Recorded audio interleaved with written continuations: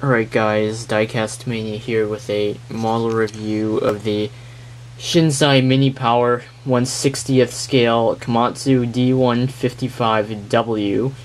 So this is the underwater bulldozer that Komatsu produced in, I believe, the 70s and 80s.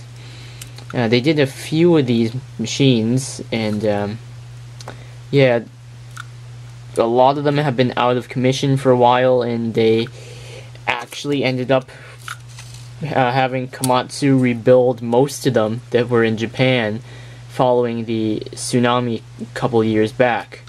So it's an interesting machine, and now we'll continue with the review. So this is a discontinued model. It's been discontinued for quite some time now.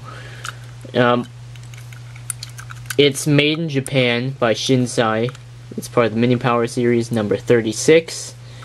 It says D155W Amphibious Bulldozer on the base.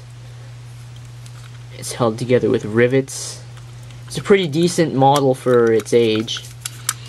I'll note one thing. I got this one used, and it's missing a cylinder on this side, and I had to use a metal wire to replicate the hydraulic ram. With that said, we'll move on. So the tracks, the rubber, they roll somewhat nicely. They have an issue staying on mine, maybe because they've been like warped, and they're just like a solid bead or a solid band on these skinny rollers, so they tend to drift off course a lot. And another thing is, with the age of this model, they tend to dry rot. Mine aren't quite dry rotted, but they're slightly warped, and if you can see on this side, there's a crack right there.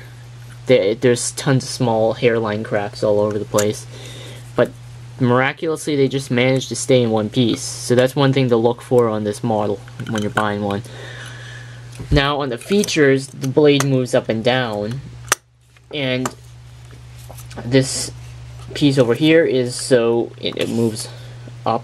So when the bulldozer is pushing underwater, it can clamp shut and hold a load of dirt, move around somewhere else, and open it up to fill holes. So the blade's quite nice. It's got a wear plate down there, and it's got, you know, some, I guess, wear plating or texture over there.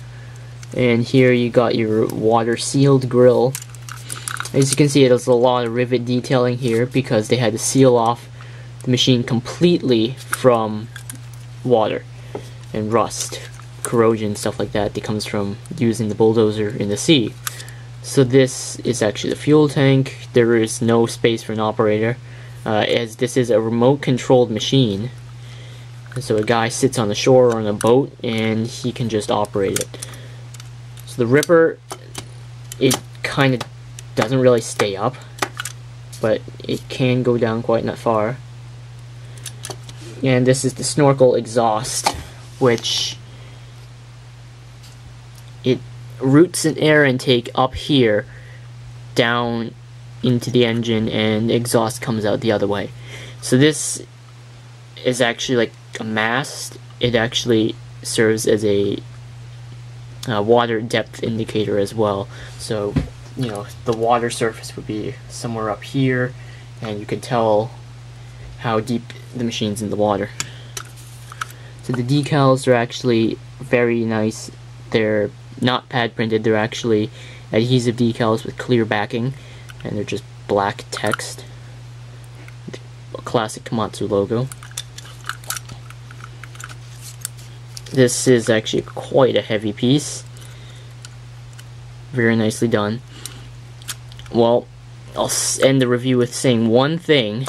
There is one major inaccuracy with this model, and that is the color of the paint. It's supposed to be a lime green, and this is like a metallic green, like an automotive metallic shade. So that is one major inaccuracy, but just the overall look of the model, the overall appeal of it, the, you know, the unique factor that it's an underwater machine, that, you know, they don't make models of these anymore. So that is definitely one thing to consider. So hope you enjoyed this review of this very interesting machine. So there you go. Thanks for watching. Bye.